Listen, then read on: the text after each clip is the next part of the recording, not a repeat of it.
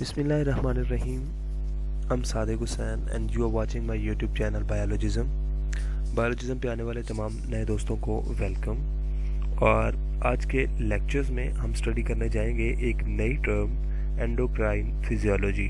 अब endocrine physiology क्या है, इसका मैं थोड़ा सा आपको कंसेप्ट देता चलूँ कि जैसे कि हम देखते हैं कि अगर कोई आदमी एक आग के करीब अपने हाथ को लेके जाता है तो फ़ौरन से उसको वापस ले लेता है, या हमें थोड़ी सी ठंड आजकल जैसे सर्दी का मौसम है, ठंड लगती है, सर्दी लगती है, तो हम फ़ौरन से अपने ऊपर कोई अपर्स ले लेते हैं, जैकेट्स ले लेते हैं या हुडीज़ ले लेते हैं। तो ये सारी बातें हैं। तो हमें ऐसा हुडीज़ लेने के लिए, हमें उस आग से वापस हाथ लेने के लिए, खींचने के लिए, या हमारी ठंडक को हमें फील करवाने के लिए कौन कौन सी चीज़ें हैं या कौन से ऐसे स्टेप्स हैं जिसको थ्रू ये कंट्रोल होते हैं, उसको बेसिकली हम नाम देते हैं एंडोक्राइनोलॉजी या एंडोक्राइनोलॉजी का।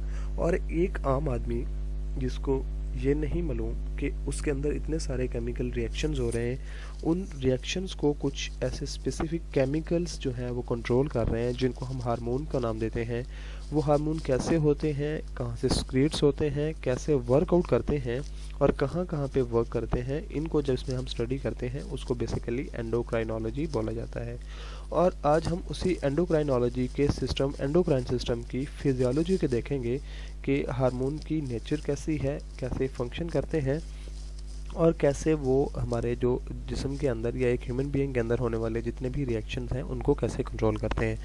सो लेट्स स्टार्ट करते हैं जी। Chemical coordination. Chemical coordination is basically something कि जो हमारे अंदर होने वाले नर्वस कोऑर्डिनेशन के अलावा कुछ केमिकल मैसेंजर के थ्रू जो कोऑर्डिनेशन होती है उसको बेसिकली हम कोऑर्डिनेशन का नाम देते हैं। दो तरह की कोऑर्डिनेशन होती हैं।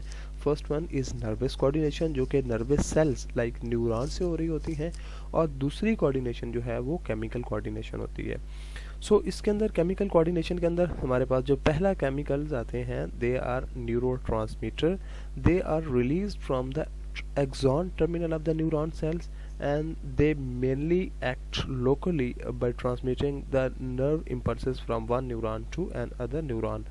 While in second option we have endocrine hormone.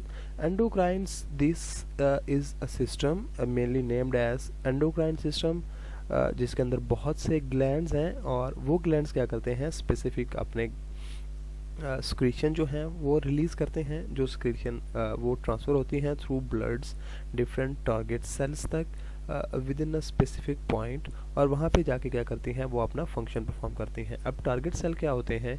Target cell वो सेल्स होते हैं जिन्होंने अपना वर्कआउट करना होता है। जैसे हम लाइक फिंगर को आग के नज़दीक लेके जाते हैं तो फिंगर के अंदर क्या होती है, तपिश सी या हीट सी फील होती है हमें। तो ये हमारे जो टारगेट सेल्स होंगे, अब वो फिंगर्स के सेल्स होंगे जो कि बता रहे हैं कि यहाँ पे आग है, आगे हीट है। देन जी neuro endocrine hormone. Neuro endocrine hormone कुछ ऐसे सेल्स हैं, सॉरी कुछ ऐसे सिक्रीशंस हैं जो कि हार्मोन के थ्रू रिलीज़ होते हैं, हार्मोन की फॉर्म में रिलीज़ होते हैं फ्रॉम न्यूरॉन्स। और देन ये क्या करते हैं, ये भी टारगेट सेल के अंदर अपने फंक्शन को मेंटेन करते हैं। उसके बाद हमारे पास पैराक्राइन सेक्रीशन है। पैराक्राइन बेसिकली ऐसी सिक्रीशन है जो कि एक्स्ट्रा सेलुलर फ्लूइड के अंदर क्या होती हैं, रिलीज़ होती हैं सेल से, और नाइबरिंग टारगेट सेल जो होता है उनको क्या करती हैं, इफेक्ट करती हैं या उनको फंक्शन आउट करने में हेल्प आउट करती हैं।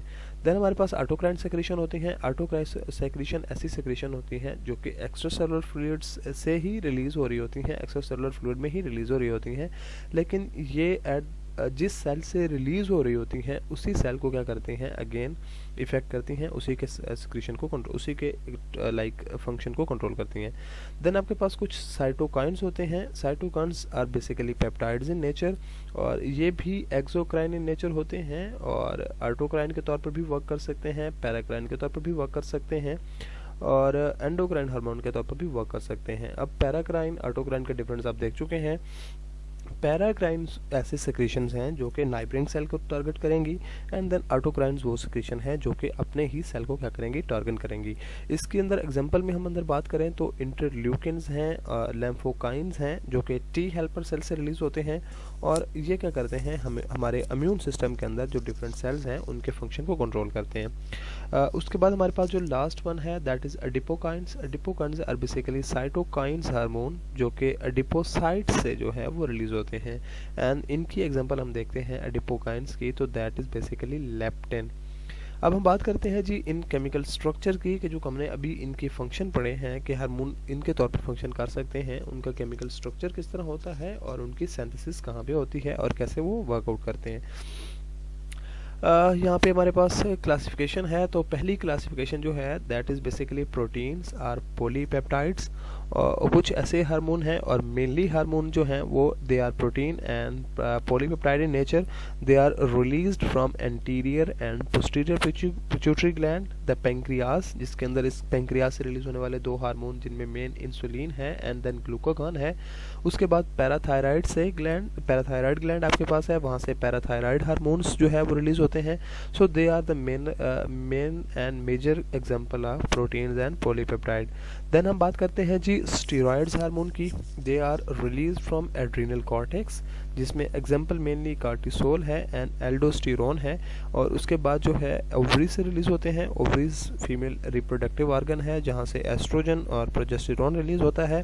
And then testis, that is male reproductive organ, testosterone is released from that specific site. And then placenta, that is basically a connection band between baby and his mother, sorry like his mother, और वहाँ से जो release होते हैं they are estrogen and then progesterone, they are steroids in nature.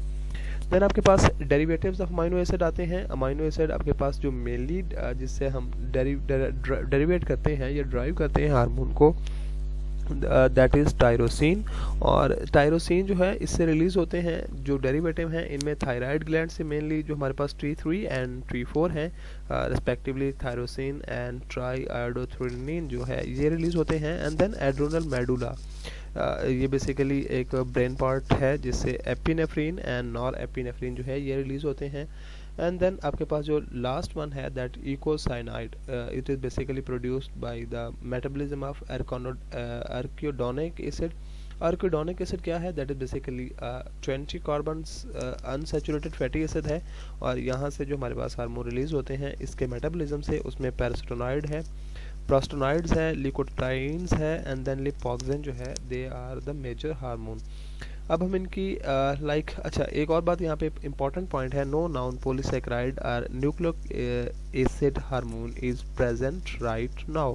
अभी तक जो है कोई भी न्यूक्लिक एसिड से बना हुआ हार्मोन या पॉलीसैकेराइड से बना हार्मोन जो है हमें नहीं मिला। अब हम इनकी सिंथेसिस के बारे में पढ़ेंगे, लेकिन वो हम अगले लेक्चर में पढ़ेंगे। अब तक के लिए इस लेक्चर में इतना ही काफ़ी है। इंशाल्लाह मिलते हैं बहुत जल्द अपने अगले लेक्चर में। तब तक मुझे दीजिए इजाज़त। अपना बहुत सारा ख्याल रखिएगा। अल्लाह हाफिज़।